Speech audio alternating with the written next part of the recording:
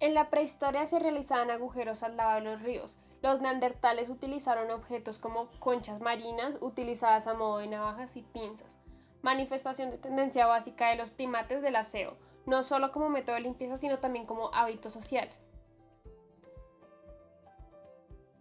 En la Edad Media se crearon los termas. Los plebeyos utilizaban los recintos públicos y mixtos. En algunos lugares los clientes cenaban apoyando los alimentos en tablas puestas transversalmente sobre las bañeras.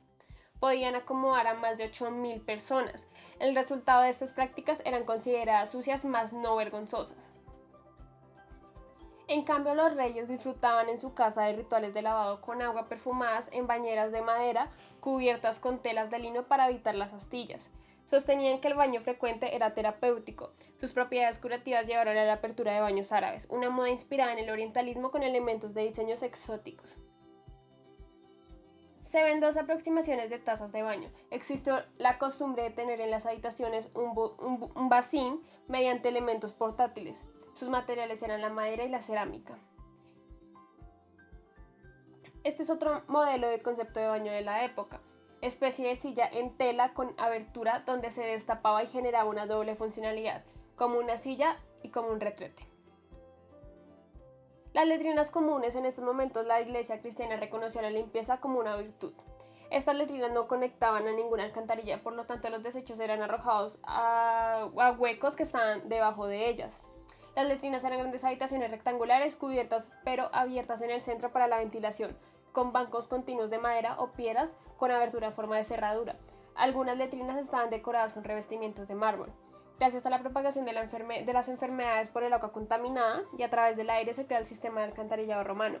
Empiezan las cuestiones morales, precientíficas y el contagio de enfermedades, la segregación de sexos y donde el manual de leyes sociales decretaba que era inapropiado entablar una conversación con gente que estaba en cuclillas en la calle.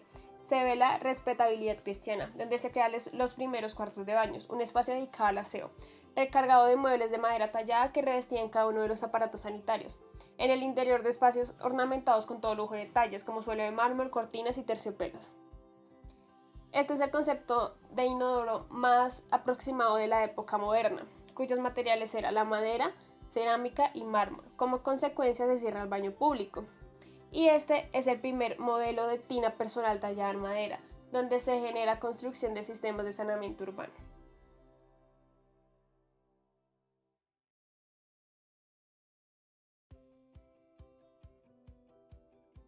En 1596 se genera el primer inodoro con descarga, pero no fue hasta 1851 que Thomas Crapper le dio la popularidad. Esto genera cambios en actitudes sociales, fontanería sobre ventilación, gracias a los avances de la ciencia médica, impulsaron el desarrollo tecnológico. Todo esto gracias a la crisis sanitaria, la Gran Peste de 1858. El cuarto de baño se constituye y consolida como un espacio más. Ella provoca que los aparatos sanitarios se fabriquen como un diseño. Se fabrican nuevos modelos de bañeras, lavados y conjuntos de baños de porcelana sanitaria coloreados de verdes o azules o rojos, como los sanitarios de blanca porcelana, y se introduce el concepto de interiorismo. Se generan los baños segregados por sexos, donde el inodoro doméstico se convierte en una necesidad, el resurgimiento de la cultura de la propiedad. Durante la década de los 80 se impone un nuevo cambio en el diseño, fruto de una sociedad que tiene un estilo propio a la vez diferenciador. Los conceptos de placer y disponibilidad junto a los de ahorro y responsabilidad medioambiental. La vivienda otorga un protagonismo especial al cuidado personal.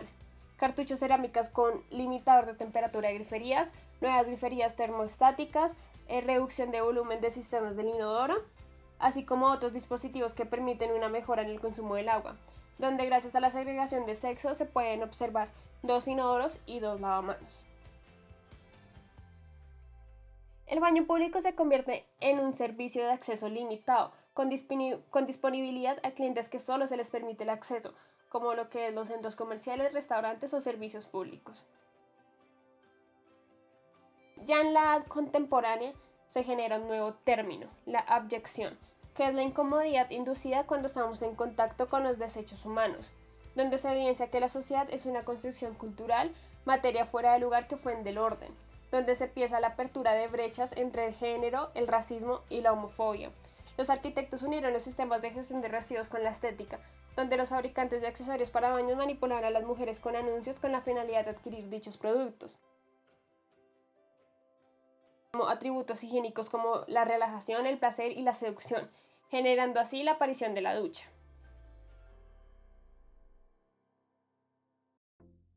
En la primera década del siglo XXI, los cuartos de baño adquirieron libertad de diseño, sin elementos ni espacios recargados. Se juega con el contraste de tonos y materiales bajo la misma tendencia cromática, juegos de grises y blancos, azules y turquesas o hasta contrastes de colores intensos. Iluminación por LEDs integradas en espejos o aparición de aparatos de una sola pieza para instalación empotrada u oculta en paredes prefabricadas o falsos techos. Los aparatos sanitarios se diseñan en líneas suaves. La luz natural o artificial se cuida en las estancias del baño.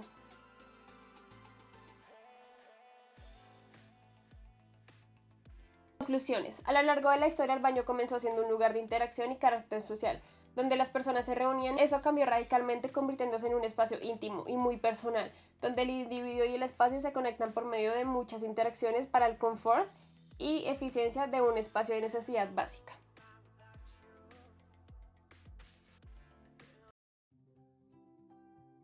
Los humanos dominaban la técnica del fuego, generando así una reunión alrededor de una fogata como evento social.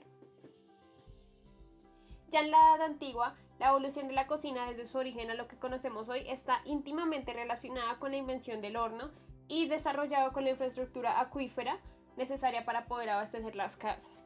La comida se cocía sobre fuego abierto y al no contar con agua corriente ni tuberías, el agua era traída de pozos. Durante el Imperio Romano, las casas comunes no solían tener cocina propia y los habitantes de las ciudades preparaban sus alimentos en grandes cocinas públicas. Por el contrario, las clases altas de Roma contaban con sus villas con cocinas bastante bien equipadas que solían ubicarse lo más lejano de la entrada, en una habitación en la parte posterior del edificio, que contaba con un acceso independiente para los esclavos. Estas pequeñas habitaciones eran oscuras y tenían una mesa de mampostería y un horno de barro o ladrillo, bastante rudimentarios que se encontraban apoyados en el piso. Además, como todavía no existen las chimeneas, la cocina estaba siempre llena de humo.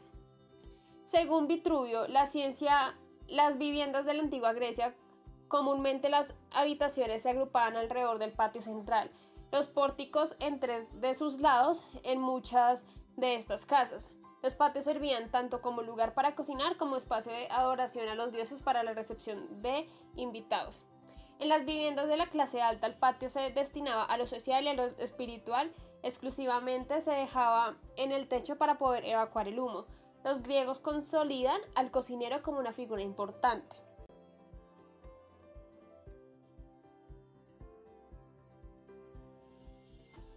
En la Edad Media, a principios de la Edad Media, se comienzan a construir viviendas conocidas como casas largas.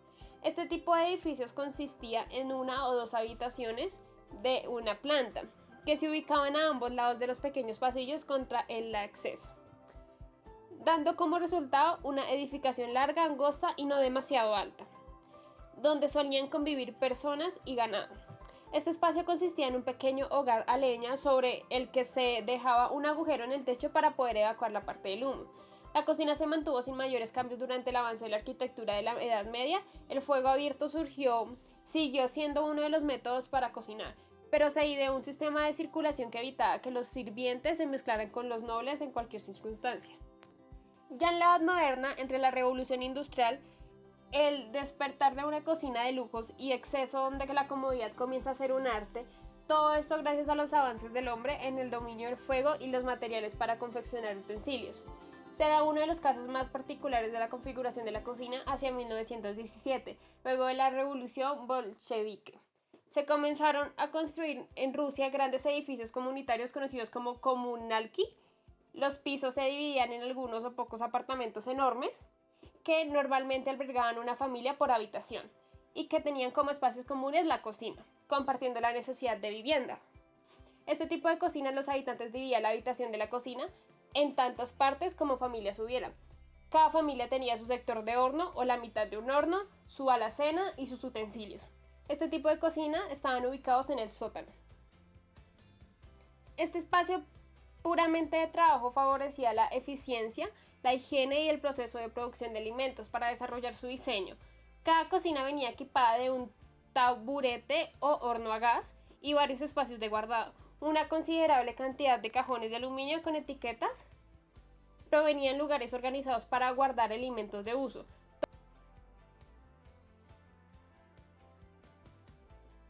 Durante la Edad Contemporánea, en 1980, y luego del perfeccionamiento de los extractores de humo domésticos, la cocina pudo volver a ser abierta y a integrarse nuevamente en la sala de estar, sin tener que lidiar con inconvenientes de los olores y el humo. Algunas viviendas ya contaban con cocinas abiertas que permitían la relación con el estar, sin embargo, cabe aclarar que esas cocinas podían disponer de techos más elevados que el resto de la casa, o con claraboyas por donde evacuar el olor y el eventual humo que se producía. Durante los 90 se acentúa la necesidad de demostrar la habilidad en la cocina y se fusiona con la cultura de la globalización, dando como resultado los ya conocidos shows de cocineros de la cadena de restaurantes de los estilos asiáticos. Cocinas diseñadas para permitir el trabajo eficiente y para ser construidas en un espacio razonable, con cocinas tipo americanas y un contraste de tonos sobrios, con electrodomésticos grandes y de última generación con los últimos avances de la tecnología. En las conclusiones finales, podemos evidenciar que la cocina evolucionó en el tema de materialidad y espacialidad, pero nunca dejó la esencia de ser un espacio social, siendo un espacio de aprendizaje, interacción y cultura.